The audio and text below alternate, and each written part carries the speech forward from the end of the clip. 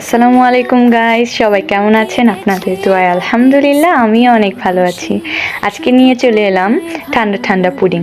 এই গরমে অনেক বাচ্চারা দুধ খেতে চায় না, তাদের ক্ষেত্রে আপনারা এই পুডিংটা তৈরি করে দিতে পারেন। তবে পুডিং তৈরির ক্ষেত্রে একটাই অনুরোধ থাকবে, ডিম একটু কম করে ইউজ করবেন, তাহলে ভালো হয় গরমে। আমি এই পুডিংটাতে ব্রেডের গুঁড়া ইউজ করেছি, আপনারা চাইলে বিস্কিটের গুঁড়াও ইউজ করতে পারেন। এতে কিন্তু পুডিংটা নিয়ে কোনো রিস্ক থাকে না। যদি ব্রেডের গুঁড়া কিংবা বিস্কিটের গুঁড়া দেওয়া হয় তাহলে কিন্তু পুডিংটা পারফেক্টলি হবে, এটা একদম শিওর। পুডিং কিন্তু বাচ্চারা খুবই পছন্দ করে, আপনারা চাইলেও বানিয়ে দিতে পারেন। যখন আমি চাইতাম পেতে চাইতাম শুধু তোমার টেলিফোন, ঘর ভরা দুপুর।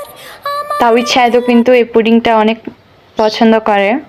তাওহিদ তেমন পছন্দ করে না, তবে শাহেদ তো পুডিং ফ্রিজে রেখে ঠান্ডা হওয়ার আগেই খাওয়ার জন্য পাগল হয়ে যায়। Thank you guys.